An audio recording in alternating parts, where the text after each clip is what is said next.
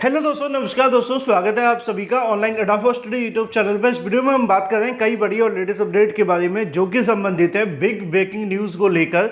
Big breaking news इसलिए क्योंकि आज की तारीख में सीएम योगी के माध्यम से एक और बैठक की गई थी। और जैसा कि दोस्तों आप जानते हैं कि लगातार 4 जून के बाद उत्तर प्रदेश में बैठकों का जो दौर है वो जारी है। उसी क्रम में आज एक बार फिर से बैठक देखने के लिए मिलती है और इस बैठक के अंदर एक आम अभ्यर्थियों को बड़ी खुशखबरी मिली है, या यूं कहें कि उत्तर प्रदेश के 50 लाख से ज़्यादा छात्रों को एक बड़ी सौगात दे दी गई है, जिसको आप ऐसे भी कह सकते हैं कि देर आए लेकिन दुरुस्त आए। वो कहते हैं ना, काफ़ी लंबे समय तक इंतजार करने के बावजूद भी अगर कोई चीज़ ना मिले, अगर वो बाद में मिले तो ऐसे मिले कि जो सदियों का इंतजार था कहीं ना कहीं वो खत्म हो जाए। तो ये चीज़ें आपको समझनी पड़ती है और इसी बात को कहीं ना कहीं अब सरकार फोकस करने की कोशिश कर रही है।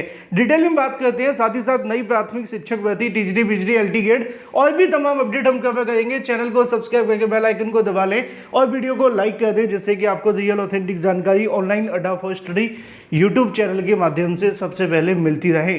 तो शुरुआत करते हैं सीधे ऑफिशियल जानकारी के साथ।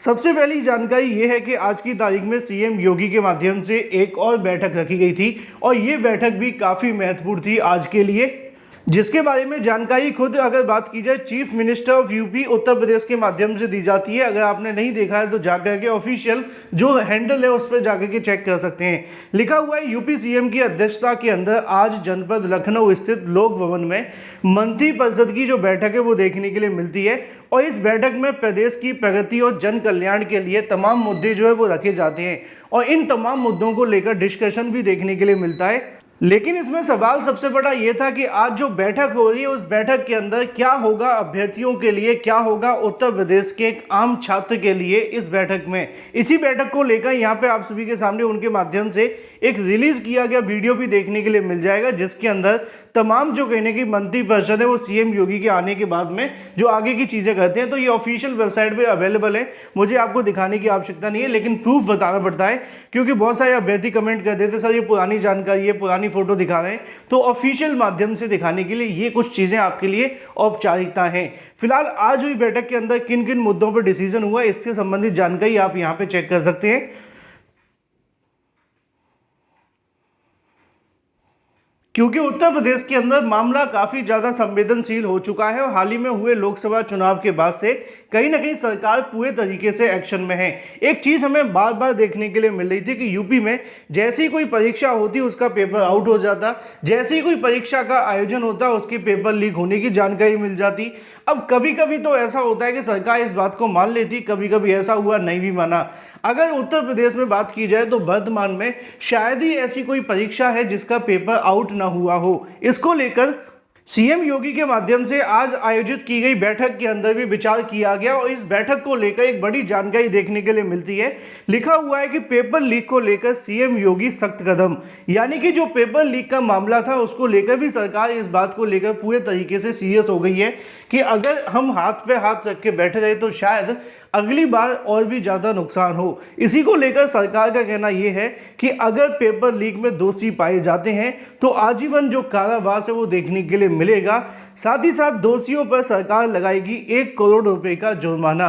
हालांकि चर्चा की जा रही थी कि शायद 10 करोड़ रुपए का जुर्माना लगाया जाएगा, लेकिन आते आते 1 करोड़ तक आ चुका है। हालांकि इन लोगों के लिए 1 करोड़ कोई बड़ी रकम नहीं है, क्योंकि एक एक अभ्यर्थी से 10-10, 20-20 लाख रुपए नौकरी के नाम पर वसूल लेते हैं। अगर वो चाहें तो 10 लोगों को इकट्ठा करके ही 1 करोड़ रुपया बना सकते हैं। लेकिन मुद्दे की और महत्वपूर्ण बात यह है कि जो उत्तर प्रदेश के 50 से 60 लाख अभ्यर्थी कहीं ना कहीं इस बात को लेकर परेशान थे। वो परीक्षा देने जाते थे और परीक्षा देने के बाद जैसे ही वापस आते थे पेपर लीक होने की जानकारी मिल जाती थी। कोई अभ्यर्थी अपनी बस में बैठता था, उससे पहले पेपर लीक होने की जानकारी मिल जाती। कभी कभी तो ऐसा होता कि घर पहुंचने के बाद वो सोचते नौकरी मिलेगी, तो जानकारी मिलती कि परीक्षा ही रद्द हो गई है, फिर से तैयारी करो।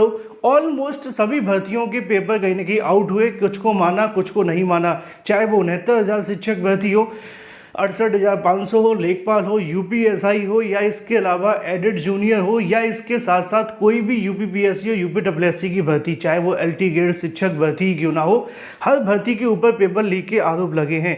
लिखा हुआ है यूपी सार्वजनिक परीक्षा अध्यादेश 2024 लाने को मंजूरी दे दी गई है। इस प्रस्ताव को योगी कैबिनेट के माध्यम से आज की तारीख में मंजूरी मिल गई है। तो ये यहाँ पे कहीं ना कहीं उत्तर प्रदेश के 50 लाख अभ्यर्थियों के लिए बड़ी खुशखबरी है, क्योंकि काफ़ी लंबे समय से जो अभ्यर्थी इंतजार कर रहे थे उनका इंतजार था कि सरकार क्या पेपर लीक को लेकर कोई ठोस कदम उठाएगी या इसी तरीके से हमें आगे बढ़ना पड़ेगा और ये जो समस्या है उससे जूझना पड़ेगा। फिलहाल सरकार ने कदम तो उठाया है, लेकिन ये कदम कितना कामयाब होगा ये देखना दिलचस्प होगा, क्योंकि सरकार के माध्यम से यहाँ पे जो सज़ा रखी गई है आजीवन कारावास की और 1 करोड़ रुपए जुर्माने की, क्या इससे कहीं ना कहीं सॉल्वर गैंग और शिक्षा माफिया डर करके पेपर लीक या पेपर आउट कराने से पीछे हटेंगे या वो इसी धड़ल्ले के साथ में आगे बढ़ेंगे, या सरकार आगे और कौन कौन से कदम उठा सकती है देखना दिलचस्प होगा। लेकिन अच्छी और बड़ी अपडेट ये है कि पेपर लीक को लेकर सरकार अब गंभीर हो गई है। 50 से 60 लाख उत्तर प्रदेश का हर एक अभ्यर्थी इस बात को लेकर काफ़ी ज़्यादा दुखी है कि बार बार परीक्षा दो, बार बार पेपर लीक कराओ, फिर परीक्षा दो, फिर पेपर लीक, तो तैयारी कब करें, नौकरी कब मिलेगी, उम्र निकल गई इस मामले में। लेकिन आज एक बड़ी सौगात मिली है उत्तर प्रदेश के अभ्यर्थियों को, देखना होगा आगे इस पर कितना कहीं ना कहीं बेनिफिट मिलता है। यूपी में पर्चा लीक कराने वालों को आजीवन कारावास की सजा होगी, 1 करोड़ तक का जुर्माना लगेगा। इसके लिए प्रस्तावित कानून ऑर्डिनेंस योगी कैबिनेट ने मंजूर कर दिया है। तो अब ये फाइनल हो चुका है कि उत्तर प्रदेश के अंदर नकल विरोधी कानून जारी हो गया है और कैबिनेट के माध्यम से मंजूरी मिल गई है। अब आगे का जो प्रोसेस है वो राज्यपाल के पास जाएगा और उसके बाद में कानून का रूप ले लेगा। चलिए, अब ये तो बात हो जाती है 50 लाख छात्रों को बड़ी सौगात के बारे में, लेकिन अब थोड़ी सी बात कर लेते हैं उत्तर प्रदेश की प्राथमिक शिक्षक भर्ती को लेकर। उत्तर प्रदेश में नई प्राथमिक शिक्षक भर्ती विज्ञापन के संबंध में अब अभ्यर्थियों के माध्यम से बीटीसी डीएलएड करने वाले खास तौर पर अभ्यर्थियों के माध्यम से बेसिक शिक्षा विभाग के पास जाकर के हाल ही में जानकारी मांगी गई थी कि विज्ञापन को लेकर क्या अपडेट है, लेकिन वहां से उनको कोई ज़्यादा अच्छी अपडेट नहीं मिली थी। अब इसी के संबंध में अभ्यर्थियों ने आने वाले इसी सप्ताह यानी कि 1-2 दिनों के अंदर अभ्यर्थी अपने ग्रुप बना करके नए शिक्षा सेवा चयन आयोग के पास और साथ ही साथ एससीईआरटी का घेराव करने की तैयारी कर रहे हैं। छात्रों का कहना ये है कि अब नई प्राइमरी शिक्षक भर्ती के लिए सही समय है कि जब हम सरकार के सामने आकर के अपनी मांगे रखें। जहां सरकार कई भर्तियों को लेकर काम कर रही है, कई भर्तियों पर कहीं ना कहीं लगातार मीटिंग कर रही है, तो उत्तर प्रदेश में प्राथमिक शिक्षक भर्ती के संबंध में क्यों कोई अपडेट नहीं आ रही है।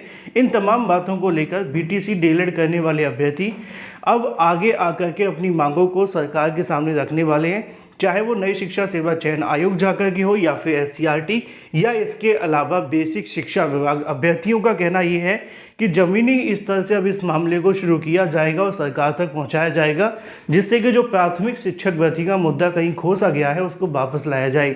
वहीं एलटी गेट और यूपी टीजीटी पीजीटी को लेकर जानकारी है, यहाँ पे आपको देखने के लिए मिल जाएगा। अगर बात की जाए काउंसलिंग की मांग को लेकर टीजीटी व पीजीटी अभ्यर्थियों ने प्रदर्शन किया था। आज की तारीख में एक जानकारी देखने के लिए मिली थी कि टीजीटी पीजीटी भर्ती 2016 और 21 के अभ्यर्थियों ने लंबित काउंसलिंग कराने की मांग को लेकर सोमवार को माध्यमिक शिक्षा निदेशालय पर धरना दिया। उन्होंने आरोप लगाया कि वह पिछले 4 सालों से निदेशालय की और अधिकारियों के दफ्तरों के चक्कर काट रहे, लेकिन उन्हें न्याय नहीं मिल पा रहा है। अभ्यर्थियों का कहना है कि उन्होंने मुख्यमंत्री के जनता दरबार और प्रमुख सचिव के सामने भी मांग रखी थी, लेकिन सुनवाई नहीं हुई। अभ्यर्थियों ने बताया कि हाईकोर्ट के आदेश की प्रतीक्षा सूची में 350 पद खाली रह जाने के बाद भी सरकार ने उन्हें नियुक्ति पत्र नहीं देना चाह रही है। उन्होंने निदेशक डॉक्टर महेंद्र देव पर गलत व्यवहार करने का आरोप भी लगाया और विरोध दर्ज कराने वाले अभ्यर्थियों के माध्यम से यहाँ पे ये सारी बातें समाचार पत्रों को बताई गई। फिलहाल अभ्यर्थी मांग कर रहे हैं कि टीजीटी पीजीटी 2016 और 21 के बचे हुए पदों पर नियुक्तियाँ दे दी जाए।